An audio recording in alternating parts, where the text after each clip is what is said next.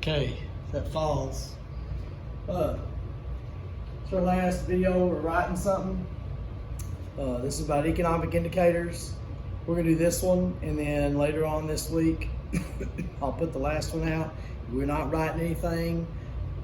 Please watch it. It's my last thing I gotta ever tell y'all. You'll never have to listen to me ever again. But please watch that last one. It's not gonna be any writing. I'm gonna challenge you with a couple things. Anyways, I'm gonna, it's not a graduation present. I always give the seniors something at the end of the year, and I will put it on that Remind deal. There'll be a copy you can get. I'll try to print some copies off. I'll have it at the house if you want to stop by the house and get it. But today's saying is from John Maxwell. John Maxwell said, "People are like rubber bands. People are like rubber bands. They must be stretched to be effective. People are like rubber bands. They must be stretched to be effective." If you're not being stressed, if you're not being challenged, if you're not having to work your tail off, if you're not going through some struggle, you're not going to be much of a human being. You're not going to ever amount to much of nothing. So people are like rubber bands. They must be stretched to be effective. All right, let's get on with this.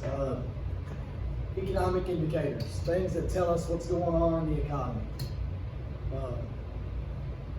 Just like the Dow Jones is an indicator into what's going on with the stock market, you could argue that's an economic indicator. We'll look at some of this other stuff. The GDP, the gross domestic product. We've talked about this before. It's the nation's salary. This is our country's salary. You take the value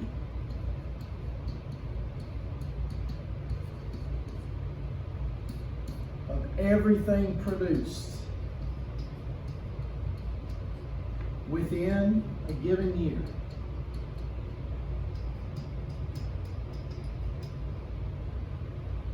The value of all the stuff manufactured, all the stuff produced, new cars, new homes, not used cars and previously built homes, all that produced within a year, and that gives us the gross domestic product. As of now, our debt is way more than our gross domestic product. That's not a good thing. And our gross domestic product is shrinking a little bit because of all this stuff, because manufacturing dropped off, our economy's dropped off. 3 requirements for the gross domestic product.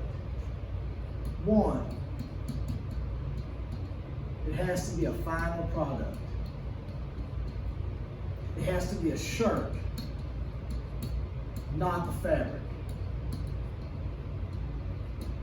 So the fabric they make to make the shirt is not included. The shirt is included. So these factories that make fabric, that stuff is not added in the GDP. Once it's made into a shirt or something else, the final product, that's added in the GDP. Second thing is, it's the year it was made.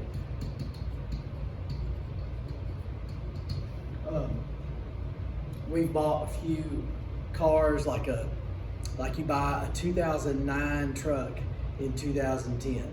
It's whatever year it was made, not the year sold.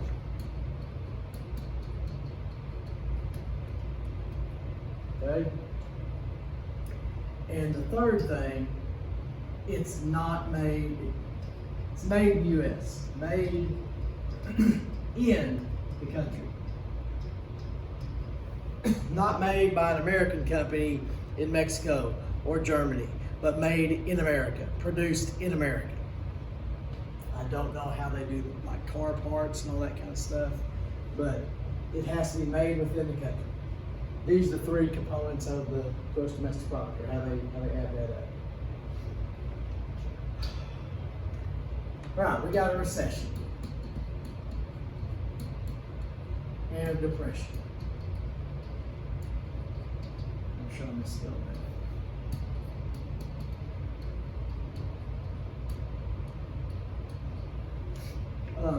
Pretty sure we're going to be in recession pretty soon.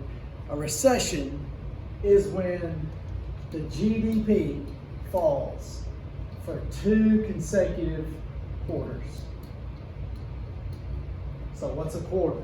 There's 12 months in a year, so 3 months, 1 quarter. So a recession happens when there's 6 months of non-growth in the economy. If the economy's fallen for 6 months, if the GDP drops for 6 months, that's a recession.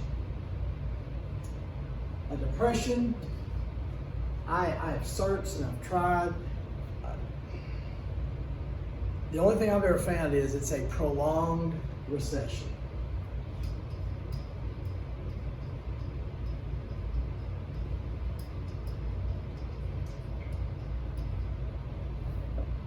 It keeps going and going and going. I don't know what that means. I guess if it's going, 2 more quarters, they start calling depression. Usually history books will look back and call depression. I've always heard that a recession is when your neighbor loses their job, a depression is when you lose your job. But depression, there's high unemployment.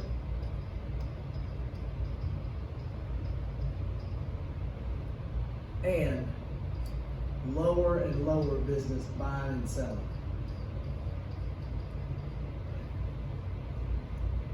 Now, everywhere in the economy, we're having lower business activity unless you go to Lowe's. Lowe's is booming. Anyway, a recession, 6 months of non-growth, 2 quarters of a drop in the GDP. A depression is a prolonged recession. I don't know what's going to happen in the future.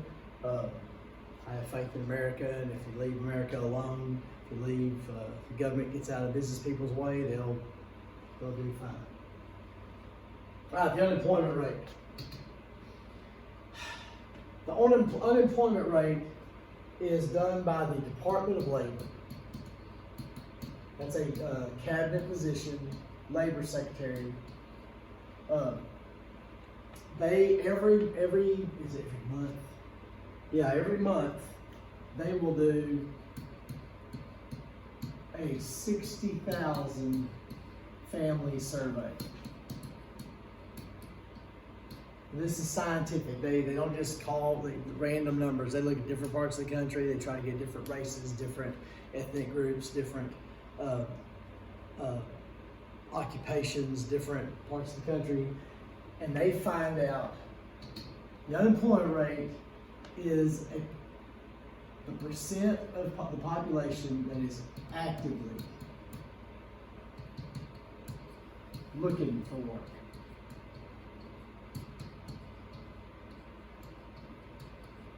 Now, if the unemployment rate is, say it's 9.5%, that doesn't mean that 9.5% of the population is unemployed. It means that's what they found are actively looking for work. The unemployment rate's probably closer to 12% or 13%, but it does tell you, if this is getting higher and higher, things ain't good. But it's not an accurate percentage, not an accurate representation.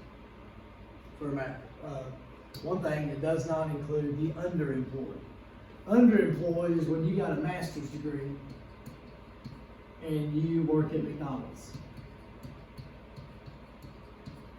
Nothing wrong with working at McDonald's, nothing wrong with having any kind of job, but if you have a master's degree in civil engineering and you can't find a job, then you go get whatever kind of job you can to feed your family.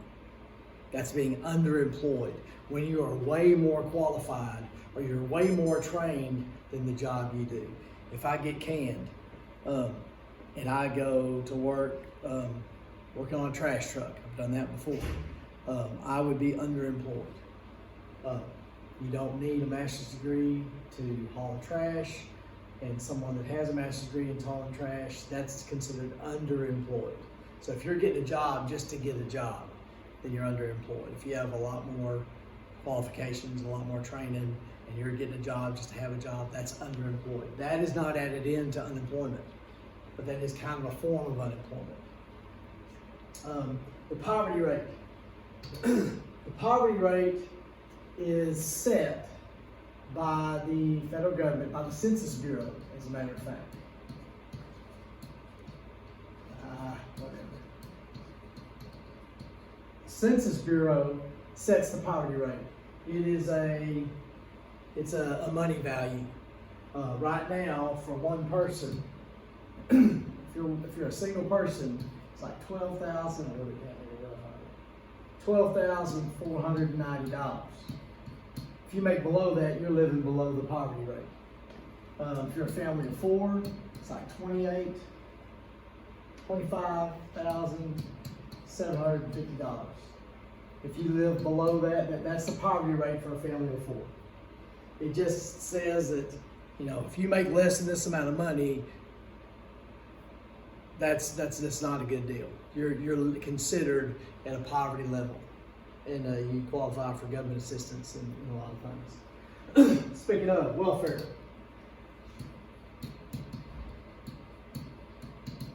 welfare is when the government helps. Government helps financially. They might help with housing. They might help with food stamps, etc. Welfare is a good thing. It's good. What's bad about it is the corruption. When people who don't need it get it, that's where the problem comes in. When people who stay on it that don't need it, it's a boost. Right? Welfare is supposed to be a boost. If you're having trouble getting in the tree, the government boosts you up in the tree so you can climb the tree. If you just lay there and you want to just keep getting boosted, don't want to climb the tree, that's where the problem is. But welfare is government assistance for people that need it. The problem is when people don't need it, but they continue to get it. That causes the problem. It's a good thing and it benefits us to give people a boost when they need it. We just got to figure out ways to limit the fraud and the abuse that takes place. Inflation. Inflation is a percentage. When I was growing up, inflation was horrible. You don't hear about it a whole lot anymore. But it's basically when the price of consumer goods, stuff we buy, is going up, is rising faster than wages.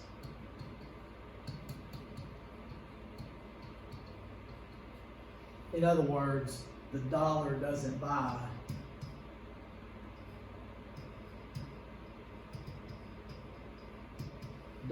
what it used to do.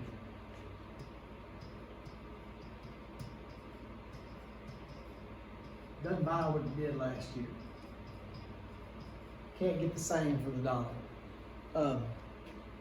That's a little bit more than that, but if wages can't keep up and you're making this much money, you might even got a raise, but prices are going up faster and you can't afford just basic items because they're getting more expensive. That's inflation. So if inflation's going up, that's not good. That's not good. And last, how about that? Last economics thing I'm ever going to try to teach you. The Consumer Price Index. You'll hear this every once in a while on the news.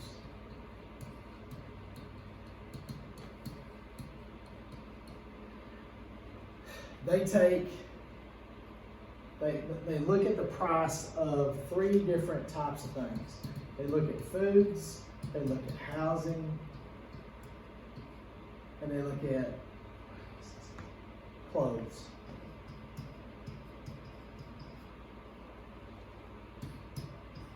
And if the Consumer Price Index is going up, that means it's harder to buy stuff. That means things are getting more expensive. It has to do with inflation. If the Consumer Price Index is going down, that means it's easier for us to buy stuff. Prices are not going up. Prices are what's what I'm thinking of? They are affordable. If nothing else. Okay. That's all. I'll put one out Friday. I feel is very important. please watch it. You don't have to write anything, but I think it's important for you. I know it's important to me. Hope I was able to teach y'all something, and hopefully Friday I will at least show you some things that I want you to think about some things. So that's it for economics. I'll put your thing on the computer this week, and I will put that video out Friday. So just turn these 2 questions in, and you're done. And then please watch that video, and we're done for good. So have a good life. See y'all.